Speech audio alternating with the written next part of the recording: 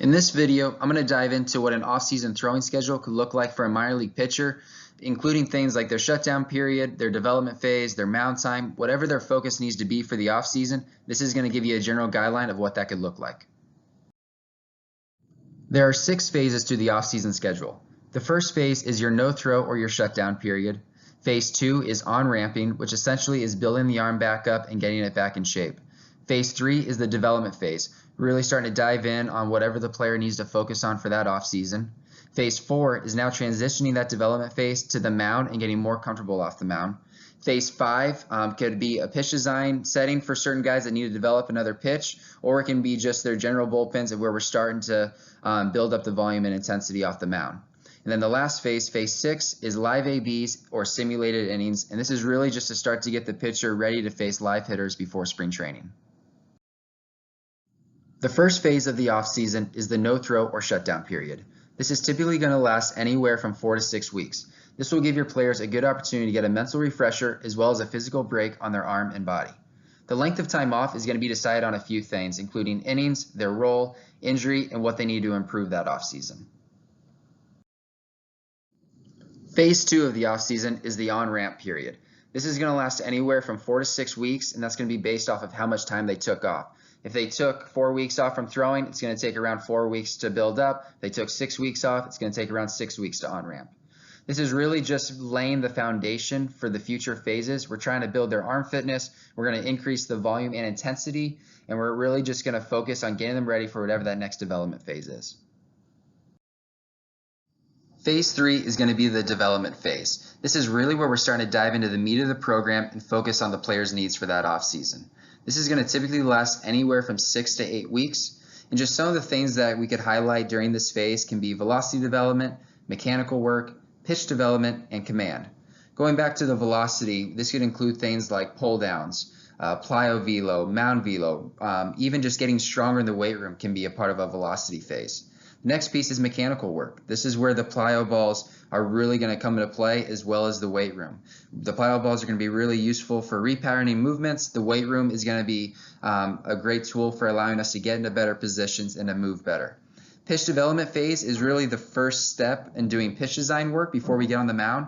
We're going to start to conceptualize the pitches that we want to develop and really lay down the foundation and the direction we want to go in with designing a pitch.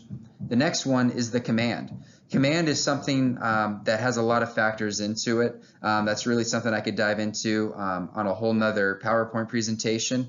But just to summarize, that's going to include things like developing our pre-pitch routine, creating intention in our catch play, creating better game-like situation and feel in the bullpen setting. There's a lot of ways you can attack command work, but it really comes down to diving into where is the source of the problem starting with the command. And from there, you develop a plan based off of that. Phase 4 is the mound blending phase. This is going to last anywhere from 2 to 4 weeks, and this is really where we're starting to transition our development phase to the mound. And we're going to start to really have all of our high output throwing days off of the mound. And this can include things like doing mound velo, that can be part of a mound blend phase, as well as starting to dive into some of our command work. Plyos can be done off the mound just to start to continue to get better feel off the mound and really just to start throwing some of our pitches. Let's get a baseline on where our pitches are at off the mound. And just to summarize, really what all this is a heavy over the rubber focus on the mound. We're not going to be as focused on, count leverage situations and, hitter situations, but we're really going to be focused on what our focus is over the rubber, whether it's mechanical, translating that velocity to the mound, or just getting better feel for our pitches. Phase 5 is going to be our pitch design or bullpen setting. This is going to last anywhere from 4 to 6 weeks.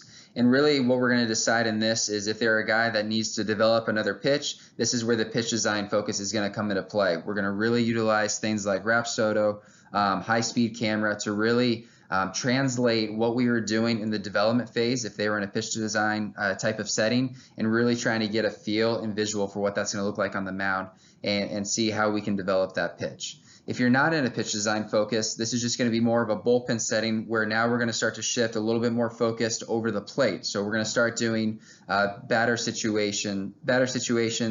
We're going to do different counts. We're going to just really focus on results over the plate with still a little bit of focus over the rubber.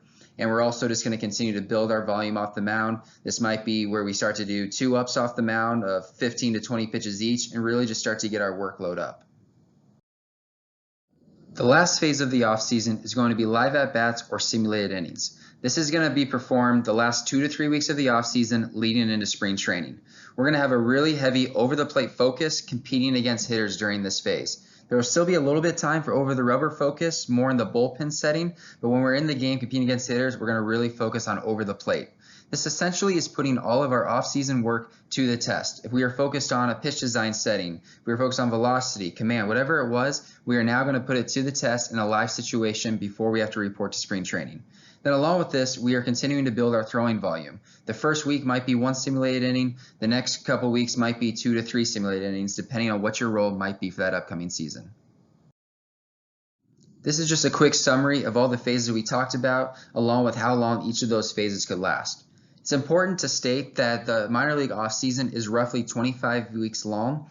So with that in mind, you need to plan accordingly for how long you're going to stay in each phase. But the 2 phases that really can't be rushed are going to be the first 2 phases. That shutdown period, you want to make sure you have adequate time, and then you also want to make sure you have adequate time to on-ramp.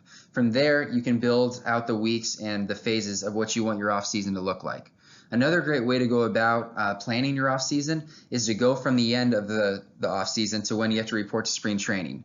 From there, you can work backwards and figure out how much time you need to spend in each phase. If you know you need to spend 2 to 3 weeks facing live hitters before you report to spring training, then you know that you need to be off the mound ready to face live hitters by, let's say, February 1st. From there, you know, I want to be off the mound for 3 to 4 weeks before that. Okay, I need to be off the mound by January 1st.